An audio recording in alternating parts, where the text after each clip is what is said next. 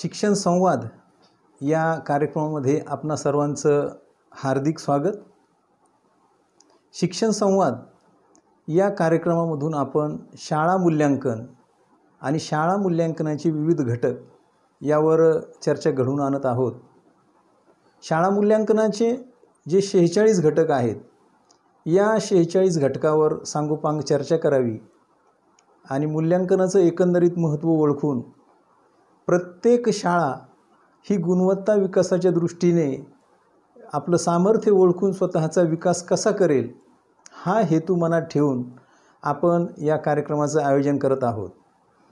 या कार्यक्रमाच्या माध्यमातून विद्यार्थ्यांचा, शिक्षकांचा, मुख्याध्यापकांचा आणि एकंदरीतच शिक्षण विभागाच्या गुणवत्ता विकासाला हातभार कसा लागेल हा देखील दृष्टिकोन समोर ठेवण्यात आलेला आहे। शिक्षकांना अध्यापन करत असताना, अध्ययन करत असताना आणि मूल्यांकन करत असताना, मूल्यमापन करत असताना ज्या विविध अडचणी येतात, शंका येतात, त्या सर्व शंकांचं समाधान कसं होईल, त्या शंकांचं समाधान शोधण्याचा खऱ्या अर्थाने प्रयत्न आपण या कार्यक्रमामधून करणार आहोत। आणि म्हणून माझी विनंती आहे सर्व निर्धारकांना, तसेच सर्व शिक्षक बंधू, मुख्याध्यापक या सर्वांना की जास्तीत जास्त या कार्यक्रमाचा लाभ घ्यावा आणि आपल्या शंका असतील, काही प्रश्न असतील तर ते अवश्य विचारावेत। त्यावर आपण चर्चा घडवून आणूया आणि आपण सर्वच जण आपली प्रत्येक शाळा, राज्यातली प्रत्येक शाळा ही गुणवत्तापूर्ण कशी होईल याकरिता प्रयत्न करूया। शाळा मूल्यांकन म्हटलं की आपल्या डोळ्यासमोर बऱ्याचदा वार्षिक तपासणी किंवा परीक्षा किंवा वार्षिक परीक्षा असेल असा प्रश्न निर्माण होतो।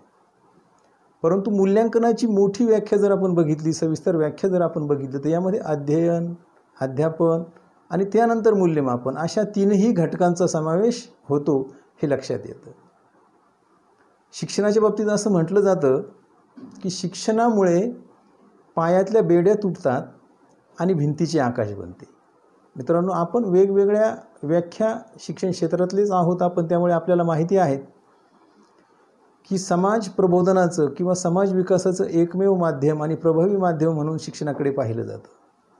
म्हणून शिक्षण या शब्दामध्ये असलेलं अध्ययन, अध्यापन आणि मूल्यमापन या तिन्ही घटकाचं महत्त्व ओळखून या तिन्ही घटकावर जर आपण कार्य केलं तर खऱ्या अर्थाने आपण गुणवत्ता विकासाकडे वाटचाल करणार आहोत।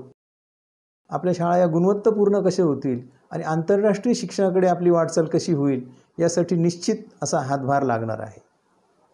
शाळा मूल्यांकनाचा कार्यक्रम म्हणून NPSSE म्हणजे national programme for school standards and evaluation या कार्यक्रमाकडे पाहिलं जातं। याच कार्यक्रमाला शाळा सिद्धी असंही म्हटलं जातं।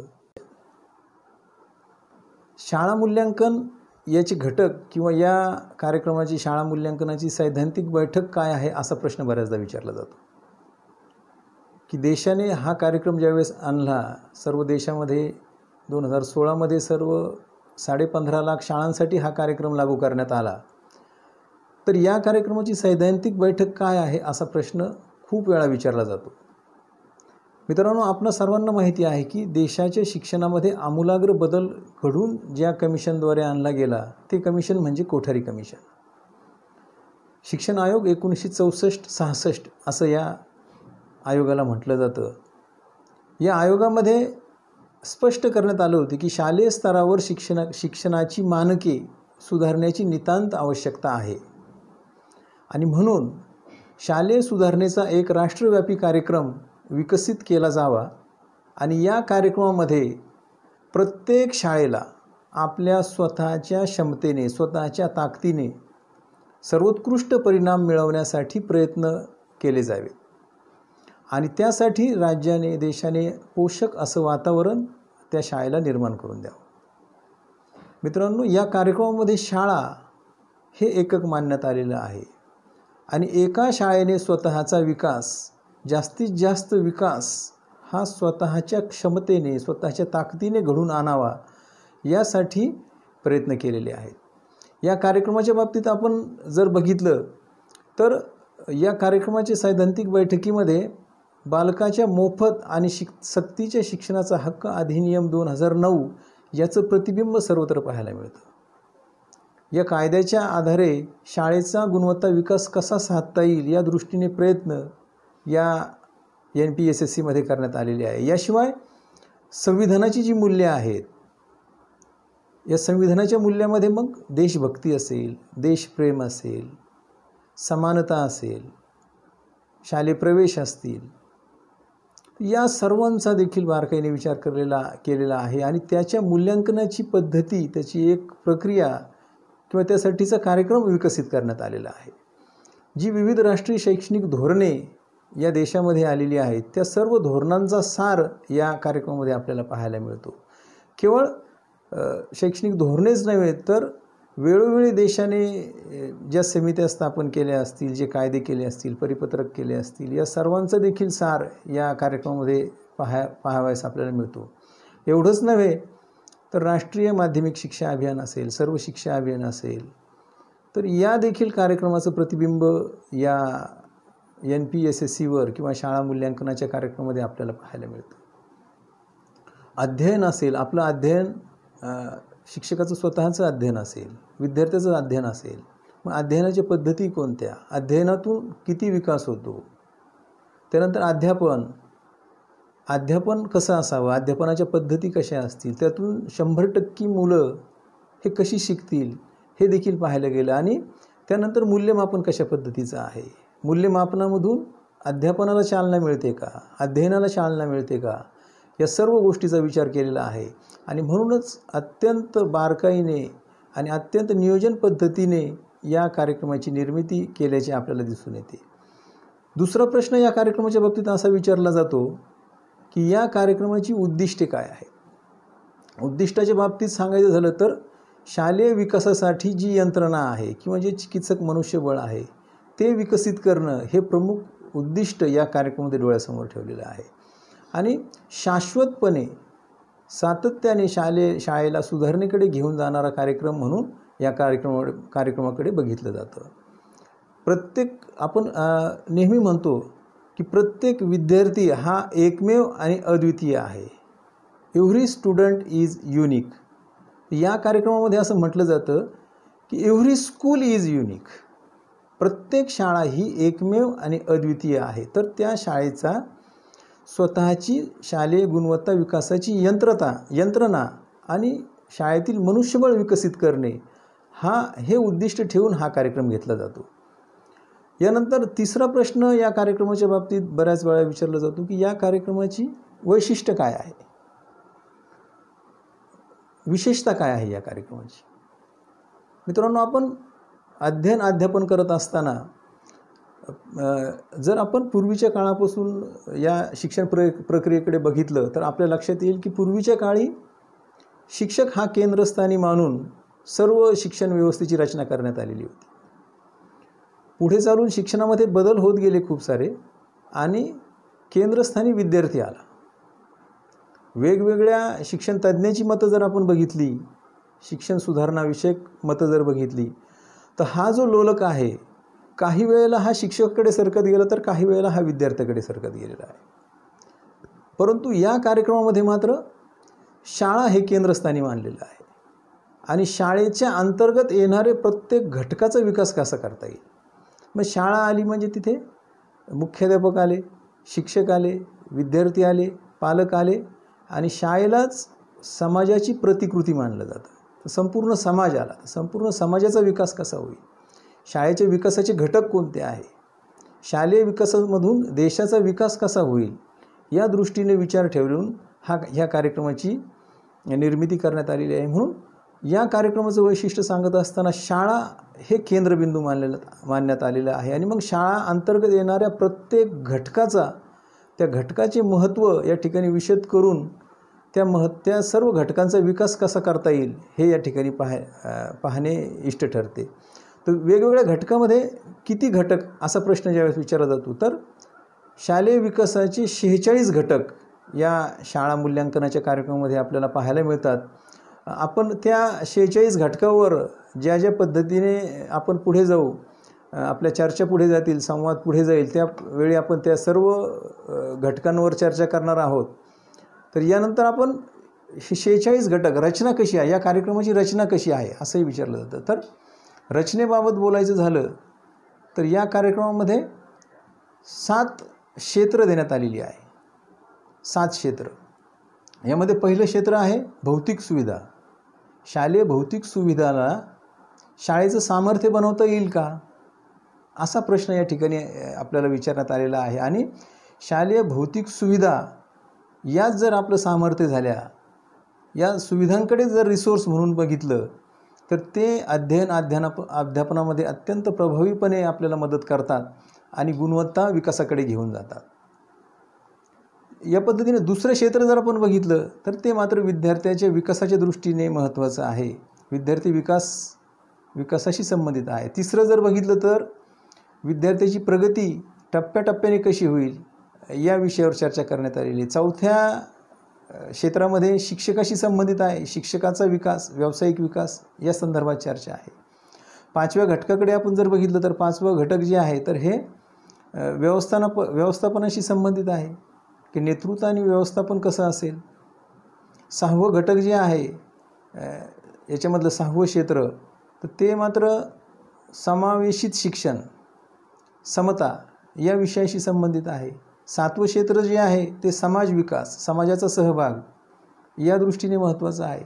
तर या 7 क्षेत्रांतर्गत पुन्हा गाभा-मानके दिलेली आहे. आपण ज्या घटकांचा विचार या शिक्षण संवादामध्ये करणार आहोत, चर्चा करणार आहोत, ती ही 46 घटक आहेत. आणि या 46 घटकांच्या माध्यमातून शाळेचं मूल्यांकन करणं हे अत्यंत सोपं होऊन जातं. आपण एक नवीन शब्द हल्लीच्या 2 वर्षात एक आपल्याला ऐकायला मिळतोय आणि तो शब्द आहे PGI, परफॉर्मन्स ग्रेड इंडेक्स. अर्थात प्रत्येक विद्यार्थ्यांचा परफॉर्मन्स, प्रत्येक शिक्षकाचा परफॉर्मन्स, प्रत्येक मुख्याध्यापकाचा परफॉर्मन्स आणि शेवटी प्रत्येक शाळेचा परफॉर्मन्स. आणि शाळेच्या या एकंदरीत परफॉर्मन्स म्हणजे कामगिरीवरून त्या केंद्राची कामगिरी, तालुक्याची कामगिरी, जिल्ह्याची कामगिरी किंबहुना राज्याची कामगिरी आणि अशा पद्धतीने राज्याची कामगिरी ही देशाने जे पोर्टल डेव्हलप केलेलं आहे, शगुन पोर्टल, यावर अपलोड केलं जातं. यामध्ये मग अधिकाऱ्यांच्या देखील भेटी असतील, अधिकाऱ्यांनी घेतलेले कार्यक्रम असतील, ज्या परीक्षा आहेत, परीक्षामधले निकाल्स असतील, राष्ट्रीय स्तरावर, देश स्तरावर होणाऱ्या वेगवेगळ्या परीक्षा असतील आणि स्पर्धा परीक्षा असतील, आपल्या 10वीच्या आणि 12वीच्या परीक्षा असतील, यामधले निकाल पाहिले जातात आणि राज्याचा क्रम ठरवला जातो, परफॉर्मन्स ग्रेड इंडेक्स. आणि त्यामध्ये क्रम लावल्यानंतर राज्याची ती क्रमवारी प्रकाशित केली जाते PGIमध्ये. मित्रांनो, PGIमधला परफॉर्मन्स, ती जी कामगिरी आहे, तिचा विकास जर करायचा असेल तर आपल्याला या 46 घटकांकडे, शाळा मूल्यांकनाचे याकडे पाहून चर्चा करून त्यामध्ये कामगिरी करावी लागणार आहे. आणि सर्वांना ही कामगिरी करावी लागणार आहे. स्वतःच्या विकासासाठी, शाळा विकासासाठी अत्यंत महत्त्वाचे असे 46 घटक आहेत. तर आपण शिक्षण संवाद या कार्यक्रमामधून यातील रोज एका घटकावर चर्चा करणार आहोत.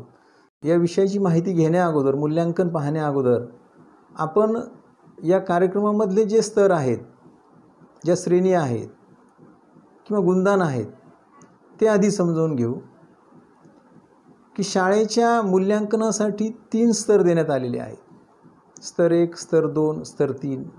याला ग्रेड 1, ग्रेड 2, ग्रेड 3 असंही म्हटलं जातं.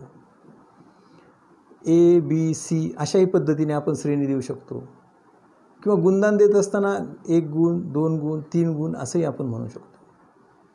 म्हणजे 3 टप्प्यावर आपण मूल्यांकनाची दृष्टी ठेवून शाळेचा विकास या ठिकाणी पाहणार आहोत. अर्थात हे 3च स्तर असावेत का, असाही प्रश्न असतो. तर या 3 स्तरापेक्षाही पुढचा स्तर आपल्याला घ्यायचा आहे आणि पुढचा टप्पा जो असणार आहे म्हणजे श्रेणी 1, श्रेणी 2, श्रेणी 3, यानंतर पुढची श्रेणी जी आहे त्या श्रेणीवर देखील आपण काम करणार आहोत आणि ती श्रेणी असणार आहे आंतरराष्ट्रीय शाळांची श्रेणी. आपण शाळांच्या विकासाचा क्रम जर बघितला तर अत्यंत छोटी असलेली शाळा किंवा विकासासाठी कार्य करणारी शाळा, गुणवत्ता विकासाकडे जाणारी शाळा किंवा गुणवत्ता विकास साधून आंतरराष्ट्रीय दर्जाकडे जाणारी शाळा, हिचा जर प्रवास पाहायचा ठरला तर तो खऱ्या अर्थाने श्रेणी 1, श्रेणी 2, श्रेणी 3 आणि मग अशा पद्धतीने स्वतःला विकसित करत करत आंतरराष्ट्रीय शाळेपर्यंत कसं जाता येईल याबाबतचं सखोल आणि अत्यंत अभ्यासपूर्ण आणि नियोजनपूर्वक असं मार्गदर्शन या कार्यक्रमामध्ये दिलेलं आहे. तर सर्वात पहिलं जे आहे ते आहे उपलब्धता असते की एखाद्या गोष्टीची, सुविधेची त्या शाळेमध्ये उपलब्धता आहे का? बऱ्याचदा आपला असा समज होऊन जातो की एखाद्या शाळेमध्ये संगणक आहे म्हणजे तिथे गुणवत्ता आहे, असा आपला समज होऊन जातो. परंतु केवळ संगणक असणं म्हणजे गुणवत्ता नव्हे, केवळ इमारत असणं म्हणजे गुणवत्ता नव्हे, तर त्याही पुढे जाऊन पर्याप्तता आहे का? विद्यार्थी संख्येला ते पुरेसं आहे का? आणि त्याच्याही पुढची जाऊन तिसरी श्रेणी ठरते ती उपयुक्तता, म्हणजे ते मुलांच्या दृष्टीने उपयोगी आहे का? तर शाळेच्या या 46 घटकांचं ज्यावेळेस आपण या ठिकाणी चर्चा करणार आहोत, माहिती पाहणार आहोत, संवाद या ठिकाणी आपण साधणार आहोत, तर या तिन्ही टप्प्यामधून आपल्या काही शाळा हे श्रेणी 1 मध्ये असतील, श्रेणी 2 मध्ये असतील, काही श्रेणी 3 मध्ये असतील आणि काही याही पुढे जाणार आहेत, आंतरराष्ट्रीय शाळा असतील.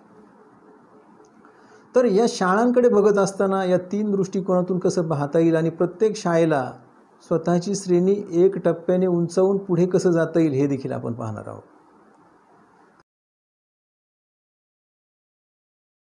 शालेय आवाराबाबतची माहिती आपण आजच्या या शिक्षण संवादामधून पाहणार आहोत.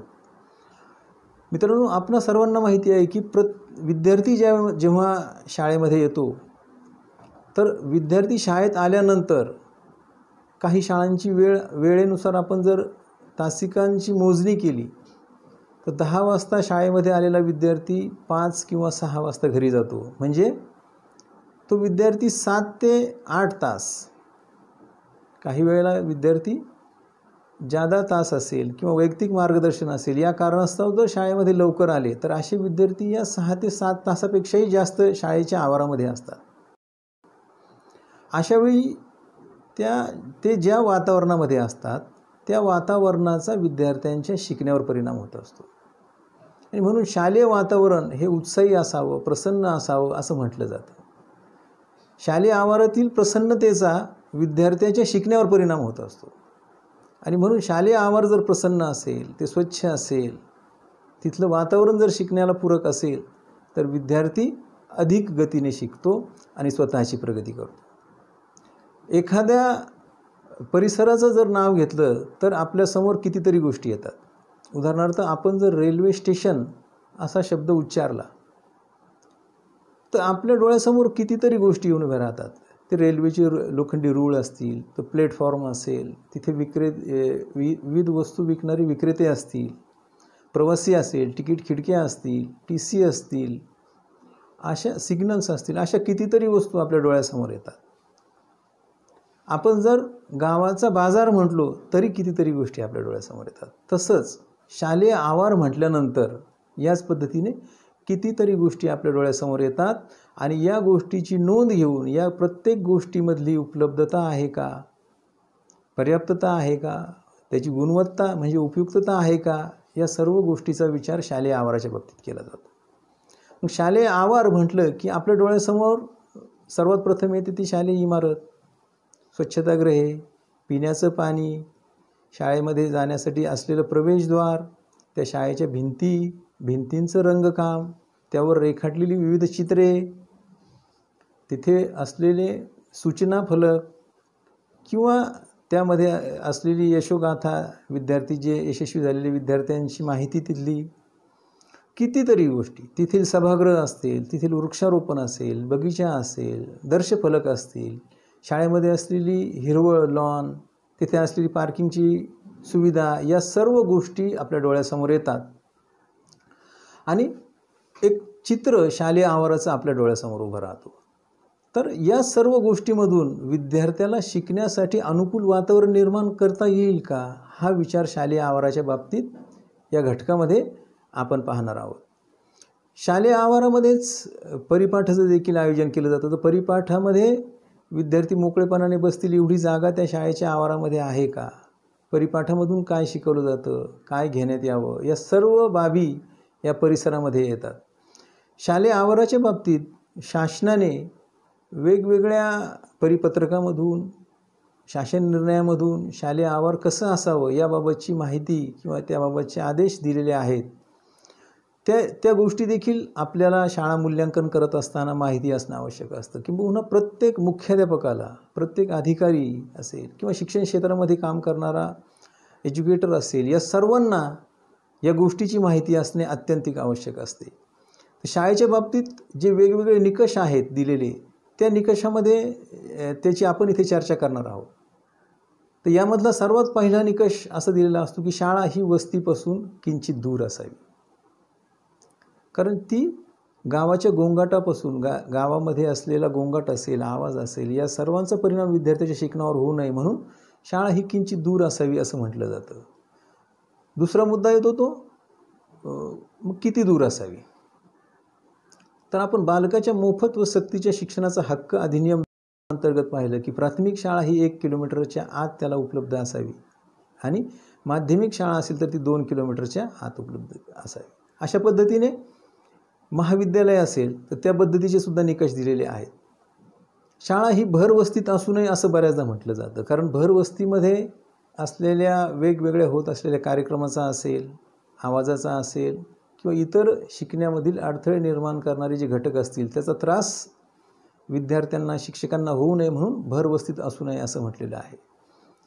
शाळेजवळ एखादा मोठा कारखाना असू नये असंही म्हटलं जातं. सिनेमागृह असू नये किंवा दफनविधी करण्याची जागा असेल तीही शाळेजवळ असू नये किंवा कचऱ्याचा डेपो असू नये. कचऱ्याचा त्रास मुलांना होतो म्हणून कचऱ्याचा डेपो असू नये असं म्हटलं जातं. त्याच पद्धतीने शाळेभोवती मैदान असावं असं देखील एक निकषामध्ये दिलेले आहे. तर मैदान असले म्हणजे त्या ठिकाणी विद्यार्थ्यांना शारीरिक विकासाची संधी मिळते, मैदाने आखता येतात, म्हणून शालेय आवारामध्ये या गोष्टी पाहिल्या जातात. शाळा ही पाणथळ जागी देखील असू नये असंही म्हटलं जातं. पावसाळ्याचे दिवस असतील, पाऊस जर झाला तर त्या ठिकाणी शाळेमध्ये पाणी साचते आणि अशा वेळी विद्यार्थ्यांना शाळेत येण्यासाठी अडथळा निर्माण होतो. म्हणून शाळा पाणथळ जागी असू नये, उंचवट्यावर असावी असंही एक संकेत किंवा असंही निकषामध्ये सांगितलेलं आहे. शाळेमध्ये जाण्यासाठी चांगल्या प्रकारचा रस्ता असावा, रस्त्याची सोय असेल अशा ठिकाणी ती असावी. याच पद्धतीने शाळेला लागून एखादी मोठी इमारत असू नये असं देखील म्हटलं जातं. मोठी इमारत जर शाळेला लागून असेल तर जी प्रकाश व्यवस्था वर्गासाठी आवश्यक असते त्या प्रकाश व्यवस्थेमध्ये अडथळा निर्माण होतो आणि विद्यार्थ्याच्या शिकण्यामध्ये किंवा आरोग्यावर त्याचा परिणाम होतो. म्हणून शाळेजवळ मोठी इमारत असू नये असा एक संकेत किंवा असा एक निकष त्या ठिकाणी असतो.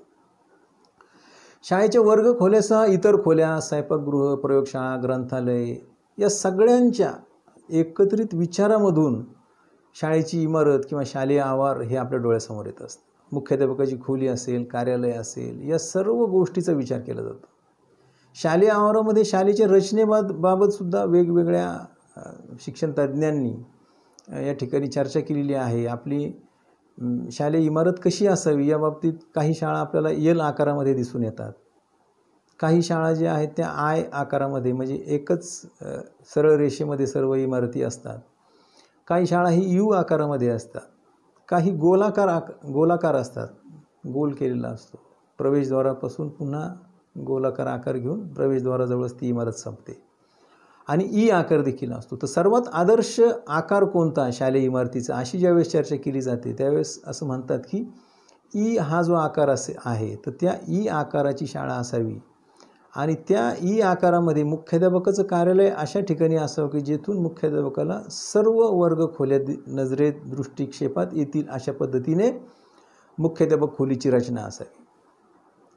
शालेय इमारत आणि किती जागा असावी याबाबत ज्यावेळेस चर्चा केली जाते त्यावेळेस असं म्हटलं जातं की प्रत्येक विद्यार्थ्यास कमीत कमी 7 चौरस फूट जागा मिळेल अशा पद्धतीने वर्गखोलीचं बांधकाम असावं. प्रत्येक विद्यार्थ्याला किमान बसत असताना मोकळेपणाने बसता येईल एवढी जागा मात्र शाळेच्या वर्गखोलीमध्ये असावी अशी अपेक्षा असते.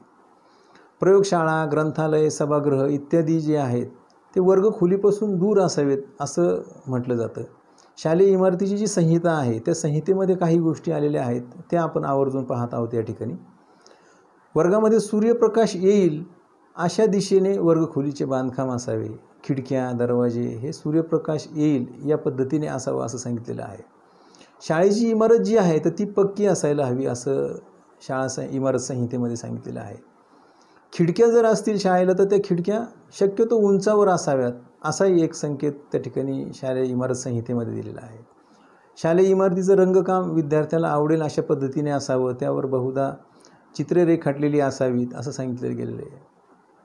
यानंतर आपण जर बालकाच्या मोफत आणि सक्तीच्या शिक्षणाचा हक्क अधिनियम 2009 या कायद्यामध्ये बघितलं तर त्यामध्ये देखील शालेय आवाराच्या बाबतीत शालेय आवार कसं असावं हे सांगितलेलं आहे. आणि हा जो कायदा आहे बालकाच्या शिक्षणाचा हा राज्यातील देशातील सर्व शाळांना बंधनकारक आहे.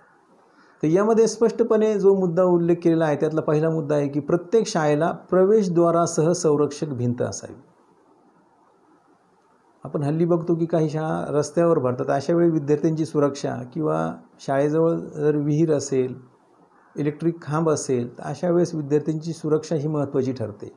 आणि म्हणून या ठिकाणी या कायद्यामध्ये उल्लेख केलेला आहे की प्रत्येक शाळेला प्रवेशद्वार आणि संरक्षक भिंत असावी. आता पक्की संरक्षक भिंत जर शक्य नसेल शाळेला तर शाळेने मग त्या ठिकाणी कच्चं कंपाऊंड, तारेचं कंपाऊंड आणि हेही शक्य नसेल तर वेगवेगळ्या वनस्पती ज्यामध्ये डिडोनियाची वनस्पती आहे, मेहंदीचे झाड आहे, हे लावून त्या ठिकाणी ग्रीन फेन्सिंग ज्याला म्हटलं जातं तर त्या पद्धतीचं शालेय आवार कंपाऊंड असावं. वाहतुकीचा रस्ता जंगली शॉपमध्ये किंवा जंगलाच्या आसपास असेल, कॅनॉल असेल, ओढे नाले असे अडथळे आहेत तिथे मात्र पक्की भिंत असावी. म्हणजे कुठे ग्रीन फेन्सिंग असावं आणि कुठे पक्की भिंत असावी तर कॅनॉल असेल, ओढा असेल अशा ठिकाणी मात्र फेन्सिंगच्या ऐवजी ग्रीन फेन्सिंगच्या ऐवजी पक्की भिंत असावी असं RTमध्ये नमूद केलेलं आहे. त्या आवाराची जी भिंत आहे, कंपाऊंडची जी भिंत असते तर त्या कंपाऊंडच्या भिंतीची उंची जी आहे ती 6 फूट असावी असं या कायद्यामध्ये नमूद केलेलं आहे. आणि प्रवेशद्वाराची उंची जी आहे ती देखील 10 फूट असावी असं या कायद्यामध्ये स्पष्टपणे सांगितलेलं आहे. आणि शाळेच्या आवारामध्ये निलगिरी, गुलमोहर, सुरू, कडुलिंब यासारखी मोठी झाडे लावण्यात यावी असं देखील सांगितलेलं आहे. आता ही झाडे का लावायची तर या झाडांच्या सावलीमध्ये विद्यार्थ्याला बसता येईल, स्वतःचा अभ्यास पूर्ण करता येईल, स्वाध्याय सोडवता येईल, मधल्या वेळेमध्ये जेवण करता येईल, याकरिता शाळेच्या आवारामध्ये ही मोठमोठी झाडी असावीत असं या ठिकाणी उल्लेख केला जातो. शाळेच्या आवाराच्या बाबतीत बऱ्याचदा आपल्याला काही प्रश्न ज्या शाळेमध्ये आवार नाही तर अशा शाळांच्या बाबतीत विचारलं जातं की मग या शाळांनी पर्यायी व्यवस्था कशी करावी.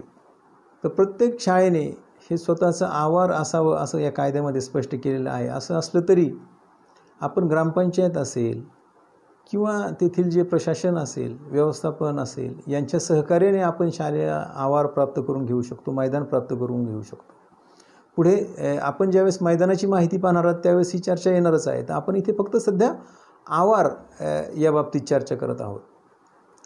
शाळेचं अंतरंग आणि बाह्यरंग असा ज्यावेळेस आपण उल्लेख करतो त्यावेळेस शाळेचं बाह्यरंग हे आवारामधून दिसून येत असतं की तुमच्या शाळेच्या भिंतीवर काय रेखाटन केलेलं आहे, ते विद्यार्थ्याच्या शिकण्याला पोषक आहे का, त्यातून विद्यार्थ्याला शिकण्याला चालना मिळते का, हे देखील बघितलं जातं. अंतरंगामधून सुद्धा विद्यार्थी शिकण्यासाठी प्रेरणा देणारं किंवा प्रोत्साहन देणारं असं काही रेखाटलं आहे का, त्याची रचना तशी आहे का, हे देखील पाहिलं जातं. शाळा मूल्यांकनाच्या बाबतीत बऱ्याचदा क्षेत्र क्रमांक 1चं ज्यावेळेस मूल्यांकन केलं जातं त्यावेळेला श्रेणी निवडल्या जातात फक्त की श्रेणी 1 आहे आमच्या शाळेला, श्रेणी 2 आहे, श्रेणी 3 आहे. परंतु केवळ श्रेणीची जी विधानं आहेत, गाभा मानकासाठी जे दिलेली विधानं आहेत त्या विधानानुसारच तपासणी करावी किंवा त्या विधानानुसारच तेवढंच फक्त पाहावं असं नाही. तर या शालेय आवाराच्या बाबतीत कितीतरी बाबींचा मागोवा, कितीतरी गोष्टींचा अभ्यास या गाभाभूत घटकामधून घेतला जातो. कितीतरी गोष्टीची समज किंवा त्याची माहिती आपल्याला यातून पाहावी लागते आणि ती आत्मसात करावी लागते. त्यातलं सर्व म्हणजे काही प्रश्न या ठिकाणी आपण विचारत असतो. पहिला प्रश्न असतो की शाळेला पुरेसं शालेय आवार आहे काय. अर्थात शाळेला आवार होय असेल तर मग मात्र पुढचा प्रश्न विचारला जातो की शालेय आवाराचे एकूण क्षेत्रफळ किती आहे. चौरस मीटरमध्ये किंवा चौरस फुटामध्ये शाळेचं किती चौरस फुटाचं क्षेत्रफळ आहे हे या ठिकाणी नमूद करावं लागतं. दुसरा प्रश्न विचारला जातो की शाळेच्या इमारतीची स्थिती कशी आहे, ती चांगली आहे किरकोळ इमारतीला दुरुस्तीची गरज आहे का, की शालेय इमारत कच्ची आहे किंवा पुरेशी नाही, या संदर्भात स्पष्ट जे काय असेल ते आपल्याला या मूल्यांकनामध्ये नमूद करावं लागतं. शालेय इमारतीच्या देखभालीचा देखील मुद्दा या शालेय आवाराच्या मूल्यांकनामधून पाहिला जातो, की शाळेची जी इमारत आहे त्या इमारतीची नियमितपणे देखभाल केली जाते काय, दुरुस्ती केली जाते काय, आणि दुरुस्ती केली असेल तर ती कोणत्या तारखेला केली याची देखील नोंद या ठिकाणी निर्धारक म्हणून किंवा मुख्याध्यापक म्हणून आपल्याला ठेवणं गरजेचं असतं. यानंतर शाळेची जी इमारत आहे किंवा ती जी जागा आहे तिचा मालकी हक्क कोणाचा आहे याची देखील नोंद घेतली जाते. शालेय इमारत ही शासनाच्या मालकीची किंवा मुख्य कार्यकारी अधिकाऱ्यांच्या मालकीची, किंवा शालेय इमारत ही जर खाजगी व्यवस्थापनाची असेल तर त्या खाजगी संस्थेच्या नावावर ही शालेय इमारत आहे का याची देखील नोंद या ठिकाणी या मूल्यांकनामधून पाहिली जाते. शाळेच्या मैदानाबाबतीत ते मैदान समतल आहे का, शाळेला जर मैदान उपलब्ध आहे का, ते समतल आहे का, ही देखील नोंद यामधून आपण पाहत असतो. शाळेला कंपाऊंड आहे का, भिंत आहे का, संरक्षक भिंत आहे का, तर ही संरक्षक भिंत असेल तर ती कशा प्रकारची आहे याची नोंद तिथे घेतली जाते. शाळेला प्रवेशद्वार आहे का, हे प्रवेशद्वार 10 फूट उंचीचं आहे का, त्याचं यानंतर संपूर्ण शालेय इमारतीचं क्षेत्रफळ किती आहे. आणखी पुढचा प्रश्न विचारला जातो की शाळेच्या आवारामध्ये झाडे झुडपे, फळबागा, परसबागा या आहेत काय. शाळेच्या परिसरामध्ये मोठी झाडे आहेत का, जेणेकरून विद्यार्थ्याला बसून स्वाध्याय पूर्ण करता येईल किंवा अध्ययन करता येईल, दुपारच्या सुट्टीमध्ये जेवण करता येईल, तर अशी शाळेमध्ये मोठी झाडे आहेत काय. शालेय आवारामध्ये परिपाठासाठी, इतर कार्यक्रमासाठी पुरेशी जागा आहे का. आणि त्यानंतर मात्र प्रश्न विचारला जातो की त्यानंतर शालेय आवार स्वच्छ आणि सुंदर आहे काय. आणि या सर्व बाबी पाहत असताना शाळेजवळ या सर्व गोष्टींचे पुराव्यादाखल कोणती माहिती आहे. या ठिकाणी पुरावे पाहणे किंवा तपासणे हा मुळीच हेतू नसतो. शाळा मूल्यांकनाच्या कार्यक्रमामध्ये बऱ्याचदा असं म्हटलं जातं की शाळेला विशिष्ट प्रकारच्या फायली असाव्यात, विशिष्ट रेकॉर्ड करण्यासाठी सांगितलं जातं, परंतु या कार्यक्रमाचा मूळ हेतू हे कुठेही शाळेने वेगवेगळ्या प्रकारचे पुरावे गोळा करणे हा नसून शाळेचा गुणवत्ता विकास कसा होईल हे यामधून पाहिलं जातं. शाळेला स्वतःचा आराखडा कसा बनवता येईल, टप्प्याटप्प्याने शाळेला हा गुणवत्ता विकास कसा करता येईल, याकरिता या सर्व गोष्टी या ठिकाणी नमूद करणं गरजेचं असतं. आणि ज्या शाळेमध्ये या गोष्टी असतात तिथे अर्थातच प्रत्यक्ष पुरावे असतात, ते पुरावे तपासण्याची गरज देखील भासत नाही. तर या घटकाच्या बाबतीत काही शंका असतील तर निश्चित आपण त्यावर देखील चर्चा करू. आपण अवश्य असे प्रश्न विचारावेत आणि चर्चा घडवून आणावीत अशी आपल्याला विनंती करतो आणि थांबतो.